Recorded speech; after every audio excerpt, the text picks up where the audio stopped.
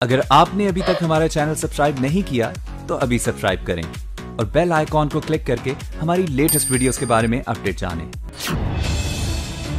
तो उपचुनाव में सपा की हार के ये हैं कारण। उपचुनाव में सपा ने नहीं की होती ये गलतियां तो बीजेपी की जगह होती सपा की वाहवाही। अखिलेश यादव क्यों नहीं देते इन पहलुओं पर ध्यान? गलती करने के बाद भी क्यों सबक नहीं लेते अखिलेश यादव? उत्तर प्रदेश की 7 विधानसभा सीटों पर हुए उपचुनाव को लेकर सपा ने जो दावे किए थे उन दावों में एक भी दावा सच साबित नहीं हुआ। हालात तो ये बन गए कि 2017 में जिन सीटों पर सपा दूसरे नंबर पर थी वहां कांग्रेस ने सपा की जगह ले ली और सपा खिसक कर तीसरे नंबर पर पहुंच गई, जो सपा के लिए अलार्मिंग है। साथ ही सपा की गलतियों को भी जल्द सुधारने का संकेत देती है। उपचुनाव में सपा की बुरी स्थिति के लिए कौन से पहलू जिम्मेदार रहे, आइए एक नजर डाल लेते हैं उन 5 कारणों पर। योगी के मुकाबले अखिलेश यादव में नहीं दिखी आक्रामकता। विधानसभा उपचुनाव बीजेपी के लिए साख का सवाल बन गया था और सपा के लिए भी इससे कम नहीं था ये उपचुनाव। लेकिन चुनाव लड़ने के मामले में बीजेपी ने सपा के मुकाबले बाजी मार ली।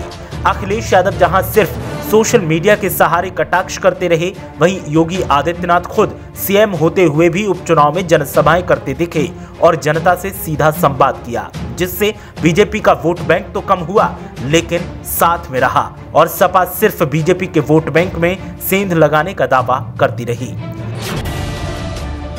अखिलेश यादव की जमीनी कार्यकर्ताओं से दूरी। अखिलेश यादव के बारे में अक्सर पार्टी के कार्यकर्ता कहते हैं कि नेताजी जमीनी स्तर के नेताओं को अपनी मुट्ठी में रखते थे, उनके साथ भावनात्मक रिश्ता जोड़कर रखते थे, जिससे कार्यकर्ता पार्टी को मजबूत करने के लिए काम करता था। लेकिन अखिलेश यादव महंगी कार और एसी दफ्तर में बैठने वालों को ज्यादा तरजीह देते हैं। इसी वजह से पार्टी ऊपर ऊपर तो मजबूत दिख रही है लेकिन जड़ें लगातार कमजोर होती जा रही हैं। उम्मीदवारों के चयन में फिर से गलती। अखिलेश यादव ने एक बार फिर उम्मीदवारों के चयन में गलतियां कर दी। उम्मीदवार के चयन पर एक बार फिर सवाल उठ रहे हैं और अखिलेश यादव के स्वविवेक पर पार्टी के ही कई वरिष्ठ नेता सवाल उठा रहे हैं। नेताओं का कहना है कि अखिलेश यादव ने उपचुनाव में जो उम्मीदवार उतारे वो जिताऊ नहीं थे और इसीलिए पार्टी को एक से ज्यादा सीट नहीं मिली। मुद्दों को भुनाने में फेल हुए अखिलेश यादव।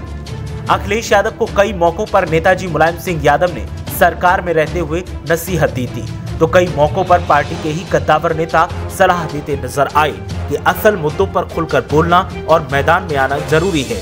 लेकिन अखिलेश यादव अब तक इस मामले में कमजोर ही दिखते हैं, जबकि मामले में कांग्रेस आगे दिखाई देती है और इसीलिए कई सीटों पर कांग्रेस ने सपा को तीसरे नंबर पर धकेल दिया। हाथरस मामला सबसे बड़ा मुद्दा था, लेकिन अखिलेश यादव ने इस मामले को नहीं बुना पाया और उपचुनाव में कांग्रेस ने अपना वोट बैंक उसी मुद्दे से मजबूत कर लिया। हालांकि कांग्रेस सीट नहीं जीती, लेकिन कांग्रेस का वोट बैंक बढ़ा हुआ दिखाई दिया। सोशल इंजीनियरिंग में भी फेल हुए अखिलेश यादव। सोशल इंजीनियरिंग का फॉर्मूला हमेशा सपा के काम आया है और नेताजी इस पुराने फॉर्मूले के माहिर थे। अखिलेश यादव सोशल इंजीनियरिंग में पूरी तरह फेल दिखे, जिसका नतीजा ये रहा कि उपचुनाव में सपा एक ही सीट पर सिमट गई और वो भी सहानुभूति के सहारे।